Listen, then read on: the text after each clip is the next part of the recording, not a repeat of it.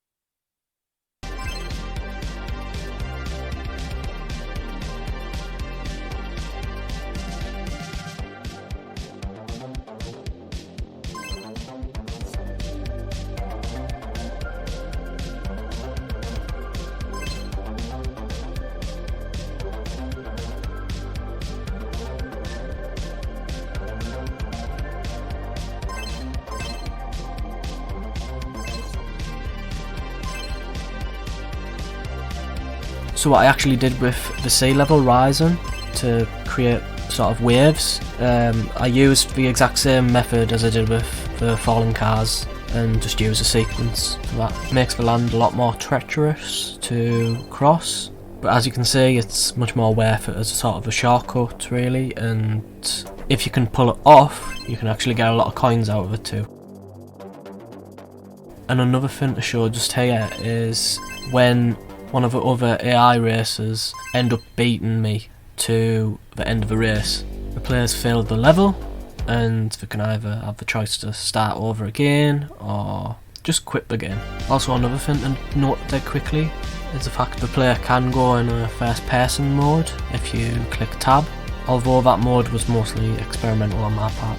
Another nice thing to see here is a side by side example of how I planned the map to look and how it actually turned out. I think it came pretty close to how I imagined it.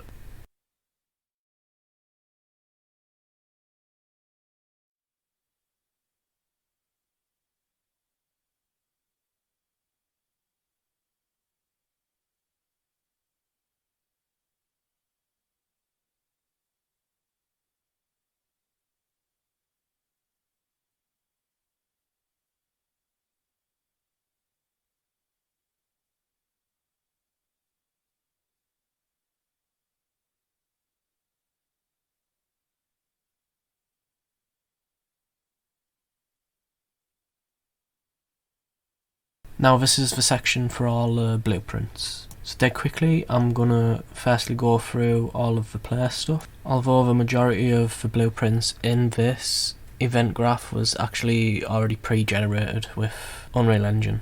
Although I did make the viewport, I also decreased the throttle, the player vehicle. This was so the player wasn't too fast compared to the rest of the AIs.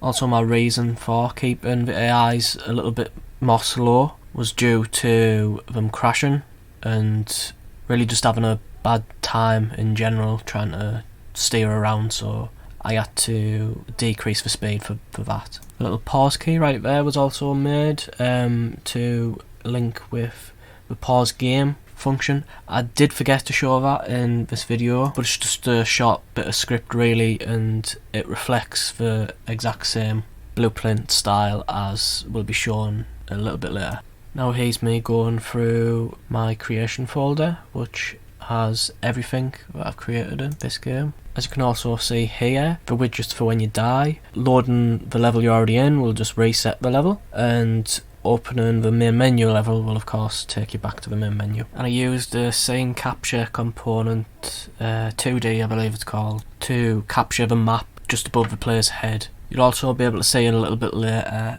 the arrows that's physically actually above the player's and AI's head, and I used them for the markers for of course tracking the player and the other racers. So this is a quick display for the timer that we showed earlier. Basically with that I just made a float and linked it straight to the tick delta and displayed it on the HUD. The coin's also a very simple one. I used an integer to track the amount of coins picked up by the player, and that integer just stored the value.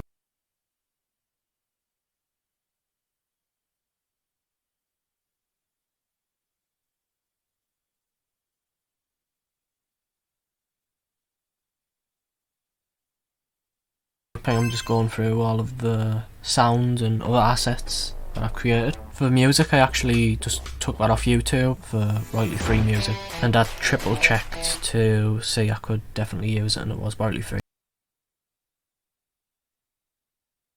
And there's the fire particle effect that I edited a little bit out of the starter content from Unreal Engine.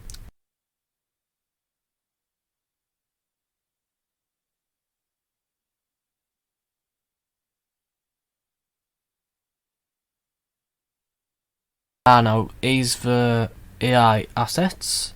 They are basically just a duplicated version of player vehicle, except they've had all of the insides taken out and rewritten to follow a scripted spine, which is also located right. And as I'm showing right here, this spine just basically makes a path for the AIs to track around the roads. And this is how I got them to track the spine grid around the map location. More script for pathfinding and the throttle, so the speed of the AIs.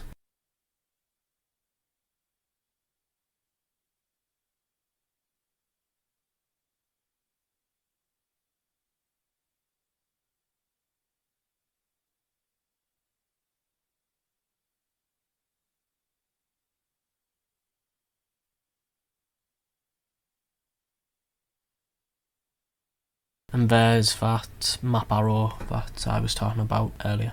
More of my building assets. The Times Square one actually unfortunately didn't get finished, but the unfinished one was supposed to resemble Times Square quite a lot. More script to see from the coin collection there, and actually showing that the AIs can actually pick this stuff up too. So that's why the player best not let the coins go to waste. Another thing to note about that real quick is I actually created that in Maya along with the Times Square model, and here's the display for the water. For the water animation, I actually just used some of the starter textures from Unreal, some more blueprints just to show how the player die when touching the water.